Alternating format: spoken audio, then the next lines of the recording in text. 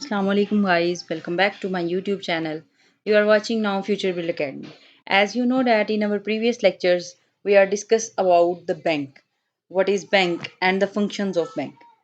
So आज की video में हम बेसिकली डिफाइन करने जा रहे हैं और डिस्कस करने जा रहे हैं कि बैंक की ज़रूरत क्यों पेश आई, बैंक की इम्पोर्टेंस क्या है, बैंक या इस तरह के जो फाइनेंशियल इंस्टीट्यूट्स हैं इनको जो है वो वजूद में क्यों लाया गया। हम बेसिकली ये चीज़ें जो हैं वो आज के लेक्चर में कवर करेंगे। सबसे पहले हम देखते हैं जी इंट्रोडक्शन। जैसा कि मैंने आपको बताया कि हम जो है बैंक की एसेंस देखेंगे, बैंक का पर्पस देखेंगे आज के लेक्चर में। ये वही इंट्रो है जो मैं डिफाइन आपको कर चुकी हूँ कि बैंकिंग सेक्टर जो है वो किस तरह से इकोनॉमी में रोल प्ले कर रहा है, किस तरह से उसकी की फीचर्स हैं, किस तरह से जो है वो हमारे फाइनेंशियल इंस्टीट्यूट्स जो हैं वो हमारी ना सिर्फ हमारा बल्कि किसी भी मुल्क का जो है वो बैकबोन कहलाते हैं। तो हम देखते हैं कि ये क्यों है और किस तरह से ये चीज़ें जो हैं वो आगे चल के एक्सप्लेन की जा रही हैं। सबसे पहले हम देखते हैं जी बैंक की history, history of banking. The evolution of banking dates back to ancient civilizations. Over time, banks have transformed into sophisticated financial institutions, offering a wide range of services to individuals and businesses.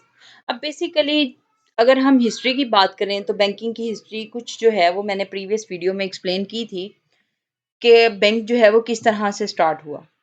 आप सबको में भी पता हो कि banking system से पहले एक सिस्टम चला करता था जिसे हम बार्टर सिस्टम बोलते थे। तब ये करेंसी वगैरह और इसका जो है वो वजूद नहीं था। लोग जो है वो अशिया का तबादला किया करते थे कि एक चीज़ जो है जो उनकी ज़रूरत है उसको वो दे देते थे और देन जिसकी ज़रूरत उनको पड़ती थी वो ले लेते थे। अब क्या हुआ, टाइम टू टाइम चीज़ें चेंज होती गई, अपग्रेड होती गई, अपडेटेड होती गई और उन चीज़ों के बदले में जब बैंकिंग का सिस्टम स्टार्ट हुआ तो ये बेसिकली एक बेंच से स्टार्ट हुआ था। अगर आप देखें तो बैंक का जो मीनिंग है वो बेंच है, ठीक है? बैंक से ये स्टार्ट हुआ। उसमें क्या होता था कि जो आपके एक सरमायादार कह लें आपके तबका होता था, उसके पास जो है वो आप अपना गोल्ड जो है एज़ एन गिरवी रखवाते थे और वो आपको जो वो है एक रिसीट सिस्टम जो है बेसिकली ये था, एक रिसीट जो है वो आपको इश्यू कर देते थे। उस रिसीट पे जितनी मालियत का गोल्ड आपने उसके पास गिरवी रखवाया हुआ होता था, उतनी मालियत की आप शॉपिंग जो है वो कर सकते थे। अब ये जो है ये तो हो गया कि आपका रिसीट सिस्टम आया। रिसीट सिस्टम के बाद आहिस्ता-आहिस्ता से जो है वो कॉइन्स आना शुरू हो गए, करेंसी अपग्रेड हो गई, चीज़ें अप टू डेट होनी शुरू हो गई और उसके बाद जो है वो आपका बैंकिंग का सेक्टर आना स्टार्ट हो गया। उसके बाद बैंकिंग सेक्टर आया और बैंकिंग सेक्टर ने एक वाइड रेंज जो है वो अपनी सर्विसेज़ की एक इंडिविजुअल्स के लिए भी और बिज़नेसेस के लिए भी चीज़ों को आसान कर दिया। कि वो लोग जिनको अपनी ज़ाहिर है बिज़नेस के लिए फाइनेंशियल पर्पसेस जो है वो लोन डिपॉजिट्स वगैरह के लिए मुश्किल पेश आती थी, अब वो उनकी मुश्किल क्या होगी, वो उनकी मुश्किल जो है वो हल हो गई इससे। आगे हम बेसिकली देखते हैं जी बैंक का कोर फंक्शन क्या है। अब हम सब जानते हैं कि बैंक जो है वो बहुत से काम सरअंजाम दे रहा है, बहुत सी सर्विसेज दे रहा है, जिसके अंदर हमारी लोन सर्विसेज आती हैं, हम डिपॉजिट करवाते हैं, लॉकर्स हैं, बिल पेमेंट है, आपकी जो है वो इलेक्ट्रिसिटी के लाइक टेलीफोन के, पीटीसीएल के, हर चीज़ के जो हैं बिल्स जो हैं वो आप पे कर रहे होते हैं बैंक के थ्रू। उसके अलावा बैंक जो है वो आपका पर्सनल असिस्टेंट भी है, आपके दरमियान बैंक के साथ एक रिलेशन एजेंट वाला भी है। उसके बाद जो है वो बैंक आपके लिए एक बेनिफिशियरी भी है। तो बहुत से रोल्स जो हैं वो बैंक प्ले कर रहा होता है, ठीक है? एक टाइम में। लेकिन अब बैंक का कोर फंक्शन हम देखते हैं, बैंक का कोर फंक्शन क्या है? किस बेस पे जो है वो बैंक मार्ज़ वजूद में आया? Bank serve as custodians of money. अब बेसिकली मनी की ज़रूरत तो हर बंदे को है, लेकिन क्या है मनी सेव किस तरह करें? How to save money? मेरे पास पैसा है, लेकिन मुझे समझ ही नहीं आ रही कि वो मैं पैसा कहाँ पे लगाऊँ कि वो मुझे प्रॉफ़िट भी दे या मैं वो पैसा कहाँ पे सँभाल के रखूँ, कौन-सी कस्टडी में दूँ, जहाँ पे मेरा पैसा सेव रहे। Facilitate payments and provide credit to support economic activities. अब ये क्या हुआ कि आप इकोनॉमिक एक्टिविटीज़ यहाँ पे आपकी आ जाती हैं बिज़नेस के लिए भी और इंडिविजुअल के लिए भी। अब देखें आपको पैसे की ज़रूरत है, ठीक है?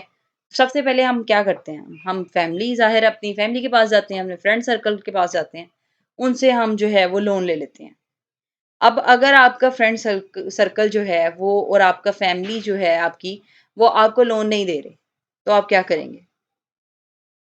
आपके पास तो कोई और चारा नहीं रहेगा। ज़ाहिर है आपको अगर आपकी फैमिली, आपके फ्रेंड्स ही लोन नहीं दे रहे, तो आप क्या करेंगे? आप अगर बिज़नेस में इन्वेस्ट करना चाह रहे हैं, आपका बिज़नेस डूब रहा है और उसको आप सहारा देना चाह रहे हैं और आपको लोन नहीं मिला, तो आपका बिज़नेस डूब जाएगा। या आपको अपनी इंडिविजुअली फॉर एग्ज़ाम्पल आपको अपनी अपनी हेल्थ के लिए चाहिए है लोन, आपको नहीं मिलेगा तो आप क्या होगा? आपके लिए मज़ीद मुश्किलात पैदा होती जाएँगी। तो इसको सपोर्ट करने के लिए, इन इकोनॉमिक एक्टिविटीज़ को सपोर्ट करने के लिए बैंक ने क्रेडिट सिस्टम रखा। जिसके अंदर बैंक ने कहा कि आप जो है जो डिपॉजिटर्स हैं, जिनके पास पैसा बहुत ज़्यादा है, उनको समझ नहीं आ रही कि हमने कहाँ पे इन्वेस्ट करना है। उनको बैंक ने फैसिलिटी दी कि वो पैसा आप हमारे पास जमा करवाएँ। और जिनके पास लोन लेने के लिए कोई सोर्स मौजूद नहीं है, बैंक ने उनको फैसिलिटेट किया कि आप अपना लोन जो है वो हमसे ले लें। हम एक इंटरेस्ट की अमाउंट चार्ज करता है बैंक, जो कि जो ऑलरेडी है वो डिसाइडेड होती है, ठीक है? और उस पे जो है बैंक का जो है कस्टमर जो है वो बैंक से लोन ले लेता है। Their role in intermediation between savers and borrowers is crucial for economic growth. अब बैंक का अगर आप कोर फंक्शन की बात करें तो जो हमारी पहले डिस्कशन हुई, उसके नतीजे में अगर आप देखें तो बैंक की जो कोर फंक्शंस हैं वो 2 हैं। एक डिपॉज़िट और एक बोरोइंग। यानी कि बैंक जो है वो इन्हीं 2 फंक्शंस के लिए बेसिकली मौर वजूद में आया था। जो बाकी सर्विसेज़ हैं बैंक वो दे रहा है, वो एसेंशियल सर्विसेज़ हैं, वो एक्सेप्शनल सर्विसेज़ हैं, जो कि आपके कोर फंक्शन के अलावा हैं, ठीक है? जितनी भी सर्विसेज़ हैं, बैंक की बेनिफिशियरी है, आपका कस्टोडियन है, आपका एजेंट है बैंक, आप जो है आपके दरमियान बैंक के साथ जो है वो असाइनी और असाइनर वाला रिलेशनशिप है। तो वो जो फंक्शंस हैं, वो बैंक के एक्सेप्शनल फंक्शंस हैं। बैंक बेसिकली 2 ही फंक्शंस ऑपरेट कर रहा है, जो उसके कोर फंक्शंस हैं। जिनके जो बेस हैं बैंक के बनने में, वो क्या है बोरोइंग और जो आपकी लाइक डिपॉज़िट, ठीक है? इन्हीं 2 फंक्शंस पे बेस कर रहा है आपका बैंक। उसके बाद हम देखते हैं regulatory framework. The banking sector operates within a strict regulatory framework to ensure stability and protect consumer. अब बैंकिंग सेक्टर जो है वो किस लिए ऑपरेट किया जाता है? इसका रेगुलेटरी जो फ्रेमवर्क है, वो इस चीज़ को इंश्योर करता है कि उनका जो कस्टमर है वो प्रोटेक्ट रहे और स्टेबल रहे। अब इस तरह से नहीं है कि इसकी रेगुलेटरी जो फ्रेमवर्क है, वो अगर ना बनाया जाए तो आप जो है आपके बैंक में लिक्विडिटी नहीं है, आपके कस्टमर को लिक्विडिटी चाहिए, आपको कस्टमर कैश डिमांड कर रहा है और आपके पास वो नहीं है, तो आप क्या करेंगे? ठीक है? तो इसलिए बैंक का जो रेगुलेटरी फ्रेमवर्क है वो इस तरह से डिज़ाइन किया गया है कि वो अपने कस्टमर को जो है, अपने कंज़्यूमर को जो है, वो प्रोटेक्ट करे और स्टेबल रहे। Regulatory bodies set standards for capital adequacy and monitor compliance with anti money laundering laws. अब इसमें जो है ये आप अगर आपने मनी लॉन्ड्रिंग एक्ट पढ़ा हो या आपने जो है वो एंटी मनी लॉन्ड्रिंग जो है वो एक्ट्स पढ़े हों तो उस पे आपको ये अंदाज़ा होगा कि मैं पहले आपको बता दूं कि एंटी मनी लॉन्ड्रिंग लॉज क्या हैं। इसके नतीजे में ये वो लॉज हैं कि आप जो है इन एक्ट के तहत मनी लॉन्ड्रिंग नहीं कर सकते, ठीक है? आप इन एक्ट के तहत जो है अपने पास कैपिटल बहुत ज़्यादा फॉर्म में नहीं रख सकते। आप कैपिटल बहुत ज़्यादा फॉर्म में जो है जमा नहीं कर सकते या आप ब्लैक मनी जो है वो कंसीडर नहीं की जाती। तो ये जो है वो बैंक का रेगुलेटरी फ्रेमवर्क बनाया गया है ताकि वो मॉनिटर करता रहे, आपके चेक एंड बैलेंस रहे कि क्या कहीं पे कोई गड़बड़ तो नहीं है? क्या किसी अकाउंट में जो है वो लाइक ब्लैक मनी तो नहीं आ रहा?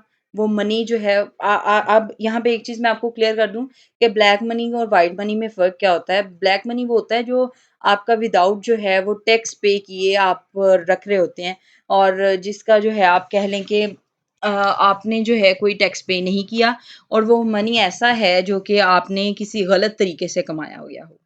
ठीक है, उसको हम ब्लैक मनी कहते हैं और व्हाइट मनी वही होता है जिस पे टैक्स दिया गया हो, जो आपकी जो टैक्स रिटर्न जमा करवाई जाती है, फाइल जमा करवाई जाती है, उसमें जो आप अपना कैश शो करवाते हैं, वो आपका व्हाइट मनी होता है। और जो कैश आप छुपा लेते हैं या जो कैश आप शो नहीं करवाना चाहते, वो आपका ब्लैक मनी कंसीडर होता है अकॉर्डिंग टू लॉ। तो इसमें रेगुलेटरी फ्रेमवर्क में भी यही देखा जाता है कि मनी लॉन्ड्रिंग के एक्ट के तहत आपका मॉनिटर किया जाता है, आपका कैपिटल और आपके कैपिटल की एडिक्वेसी को मॉनिटर किया जाता है, और कंप्लायंस किसके साथ किया जाता है? आपके एंटी मनी लॉन्ड्रिंग लॉज के साथ, आपके एंटी मनी लॉन्ड्रिंग एक्ट के साथ। ठीक है। आगे देखें तो technology and innovation. Advancement in technology have revolutionized banking, leading to the emergence of online and mobile banking. Innovations such as blockchain and AI are reshaping the industry's landscape. अब इस चीज के बारे में हम डिनाई नहीं कर सकते कि जब टेक्नोलॉजी आई, जब इनोवेशन हुई, तो क्या हुआ, आपका जो टोटली हर सेक्टर है वो चेंज हुआ। ठीक है, उसमें एडवांसमेंट आई। आपने जब टेक्नोलॉजी को अडॉप्ट करना शुरू किया तो आपके लिए चीज़ें जो हैं वो काफ़ी हद तक आसान होती गई। अब पहले क्या होता था, पहले जो था बैंकिंग सिस्टम में, लाइक टेक्नोलॉजी से पहले, कंप्यूटर से पहले भी बैंकिंग थी। लेकिन तब क्या होता था कि आपकी जो बैंकिंग है वो इस तरह से की जाती थी कि एक जो खाते होते हैं, लाइक रजिस्टर होता है, उस पे आपका जो है वो टोटली चेक एंड बैलेंस रखा जाता था, जिसमें गलती की गुंजाइश मौजूद थी। ठीक है, लेकिन उसके बाद क्या हुआ, जब टेक्नोलॉजी आ गई, तो टेक्नोलॉजी की एडवांसमेंट हुई, तो बैंकिंग सेक्टर ने भी जो है वो टेक्नोलॉजी को अडॉप्ट किया और रेवोल्यूशनाइज किया। तो उनको पता लगा कि जो है अब इमरजेंस है ऑनलाइन और मोबाइल बैंकिंग की, और जो है ये चीज़ें टेक्नोलॉजी को लोग अडॉप्ट कर रहे हैं और लोग पसंद कर रहे हैं टेक्नोलॉजी को, इनोवेशन को। तो वो जो थी चीज़ें, वो शिफ्ट होना शुरू हो गई। अब अगर आप देखें तो आपका कोई भी बैंक ऐसा नहीं है जिसने अपनी कोई ऑनलाइन या मोबाइल बैंकिंग ऐप जो है वो डेवलप नहीं की हुई या कोई इशू नहीं की हुई।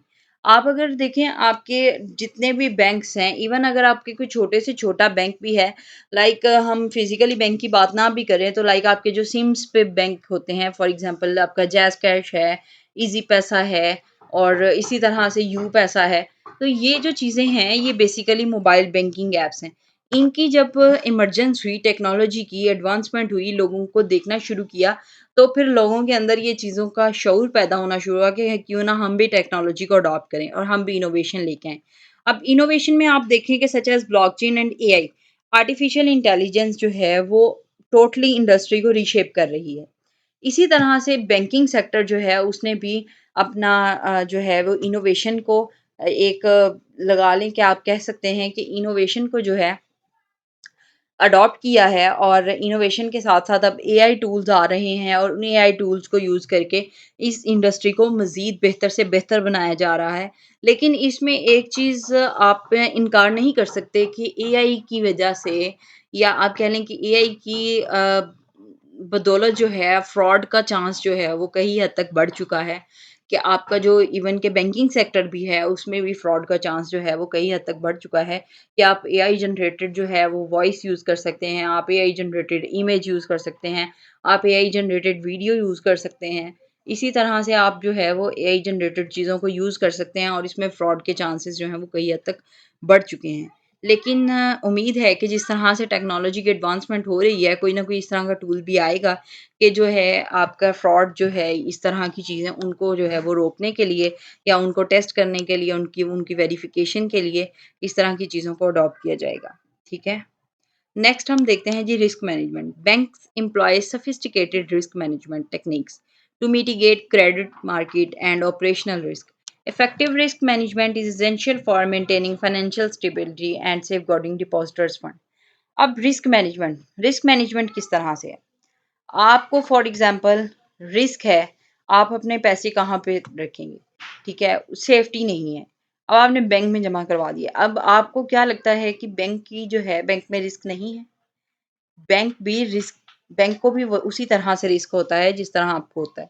लेकिन क्या होता है कि बैंक जो है आपका, वो आपके रिस्क को मैनेज करता है। उसके जो एम्प्लॉइज़ हैं, वो एक जो है वो सोफिस्टिकेटेड रिस्क होता है, उसको डिफरेंट टेक्नीक्स लगाई जाती हैं, जो उसकी क्रेडिट के लिए, उसकी मार्केटिंग के लिए, उसके ऑपरेशनल रिस्क जो होते हैं, उनको कम किया जाता है। उसके बाद इफेक्टिव रिस्क मैनेजमेंट जो है, ये एक एसेंशियल है, जो कि मेंटेनिंग के लिए यूज़ की जाती है कि फाइनेंशियल स्टेबिलिटी रहे, और इस तरह ना फाइनेंशियल स्टेबिलिटी इसी तरह से है कि लाइक इन्फ्लेशन ना हो जाए या डिफ्लेशन ना हो जाए, और लोगों के जो डिपॉजिट फंड्स हैं उनको जो है वो अच्छे से सेफगार्ड किया जाता है, ताकि उसमें फ्रॉड या कोई डकैती या चोरी या इस तरह का जो है वो चांस ना बन सके। उसके बाद है जी कस्टमर रिलेशनशिप। आई थिंक कि अगर हम बात करें कस्टमर रिलेशनशिप की, तो कस्टमर रिलेशनशिप जो है वो हर सेक्टर में एक इम्पोर्टेंट रोल प्ले करता है। ठीक है? अगर आपके आपके कस्टमर के साथ रिलेशन अच्छा है तो आप हर बिज़नेस में जो है वो एक अच्छी चीज़ जो है या एक अच्छी सक्सेस जो है वो अचीव कर सकते हैं। Building strong customer relationship is pivotal for banks. They offer personalized financial advice and a range of product to meet diverse customer needs, fostering long-term loyalty and trust. अब बैंक क्या करता है? आप बैंक के customer हैं, bank का आपके साथ रिलेशनशिप बैंक किस तरह से बिल्ड करेगा? बैंक जो है वो अपने कस्टमर के साथ इस तरह से रिलेशनशिप बिल्ड करेगा कि बैंक जो है वो आप अपने कस्टमर के मुताबिक उसकी नीड्स के मुताबिक जो है वो उसको डिफरेंट फाइनेंशियल एडवाइसेस प्रोवाइड करेगा। उसको डिफरेंट प्रोडक्ट्स जो है उसको जो है वो लाइक डिफरेंट प्रोडक्ट्स जो है डिफरेंट पैकेजेस जो है वो ऑफर करेगा और देखेगा कि क्योंकि हर बिजनेस का जो है वो यही मेन चीज़ होती है कि हमारा कस्टमर जो है वो हमसे खुश हो। तो यही कस्टमर रिलेशनशिप जो है वो बैंकिंग सेक्टर में भी है कि आप जो है एक स्ट्रॉन्ग रिलेशनशिप बिल्ड करते हैं। एक जो है वो स्ट्रॉन्ग अपना फाइनेंशियल एडवाइस के लिए और एक आपकी जो डिफरेंट प्रोडक्ट्स हैं उनको आप ताकि आपका जो कस्टमर नीड्स हैं आप उसको जो है वो मीट कर सकें। आपका कस्टमर की जो लॉयल्टी है और ट्रस्ट है वो लॉन्ग टर्म के लिए आप पे बिल्ड हो जाए। ठीक है? और उसको जो है वो आप लेके चलते हैं। ठीक है? In conclusion, banking institutions play a vital role in the economy by providing financial services, managing risk, driving innovation. Understanding the essence of banking is crucial for economic prosperity and financial well being.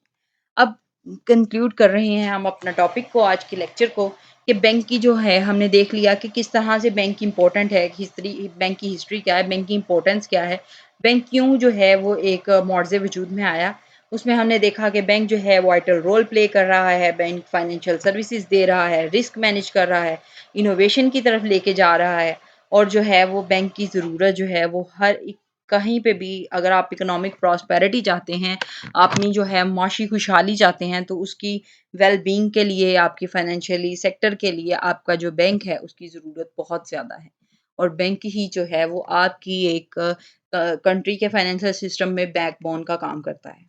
ठीक है? Okay guys, ये थी हमारी आज की video.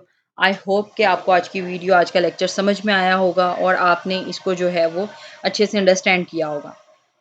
हम different topics जो हैं उसको कवर करने की कोशिश कर रहे हैं। डिफरेंट टॉपिक्स हैं, डिफरेंट सब्जेक्ट्स हैं और डिफरेंट जो है वो कैटेगरीज़ में इसको लेके आ रहे हैं ताकि आपके लिए आसानी हो और जो चीज़ें आपको समझ में नहीं आ सकती या जो चीज़ें मुझसे क्लियर नहीं हो सकी तो आप कमेंट कर सकते हैं। I will answer you and I will happy to answer you. Now thank you very much.